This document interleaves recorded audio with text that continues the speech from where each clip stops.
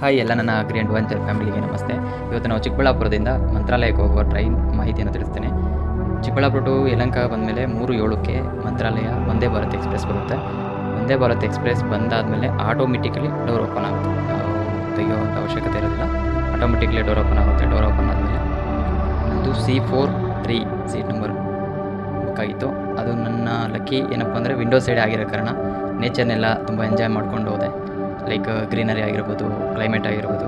ಅದಾದಮೇಲೆ 4 ಗಂಟೆಗೆ ಸ್ನ್ಯಾಕ್ಸ್ ಬರುತ್ತೆ, 4:10ಕ್ಕೆ ಟೀ ಬರುತ್ತೆ. ಈ ವಾತಾವರಣ ಎಂಜಾಯ್ ಮಾಡ್ಕೊತ ಸ್ನ್ಯಾಕ್ಸ್ ತಿನ್ಕೊತ ಟೀ ತೊಗೊಳ್ತಾ ಹೀಗೆ ನನ್ನ ಜರ್ನಿ ಸಾಗ್ತಿತ್ತು. ಮಧ್ಯದಲ್ಲಿ ಗ್ರೀನರಿ ನೋಡ್ತಾ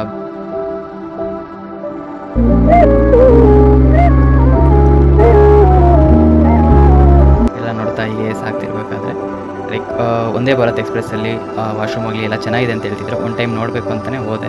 ತುಂಬ ಚೆನ್ನಾಗಿತ್ತು, ತುಂಬ ನೀಟಾಗಿತ್ತು. ಲೈಕ್ ಇದೇ ಥರ ಮತ್ತೆ ರಿಟರ್ನ್ ಬರ್ಬೇಕಾದ್ರೆ ಆಟೋಮೆಟಿಕಲಿ ಡೋರ್ ಓಪನ್ ಆಗುತ್ತೆ. ಅದಾದಮೇಲೆ ಮೊಬೈಲಲ್ಲಿ ಚಾರ್ಜ್ ಇಲ್ಲ ಅಂತೇಳಿ ಮತ್ತೆ ಮೊಬೈಲ್ ಚಾರ್ಜಿಗೆ ಹಾಕ್ಕೊಂಡೆ. ತುಂಬ ಫಾಸ್ಟಾಗಿ ಚಾರ್ಜ್ ಆಗ್ತಿತ್ತು. ಆಮೇಲೆ ಸನ್ಸೆಟ್ ತುಂಬ ಬ್ಯೂಟಿಫುಲ್ಲಾಗಿ ಕಾಣ್ತಿತ್ತು. ಸೊ ಹಾಗೆ ಒಂದು ಕ್ಯಾಪ್ಚರ್ ತೊಗೊಂಡೆ.